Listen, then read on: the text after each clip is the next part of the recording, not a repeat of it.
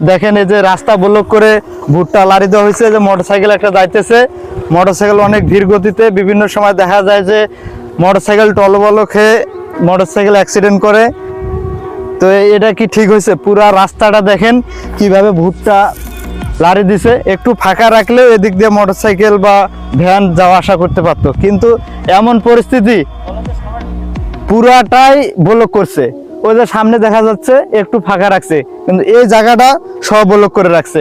পুরা রাস্তা দেখেন ডোমার ডিমলা এলাকায় এত পরিমাণ ভুট্টা চাষ, কোনো রকম ভাবে মানুষ ঈদ আনন্দ করতেছে, বিভিন্ন জায়গায় ঘুরতে যাচ্ছে, কিন্তু দেখা যাচ্ছে যে অ্যাক্সিডেন্ট হয়ে মোটরসাইকেল এগুলা অ্যাক্সিডেন্ট করতেছে বেশিরভাগ এই ভুট্টার কারণে।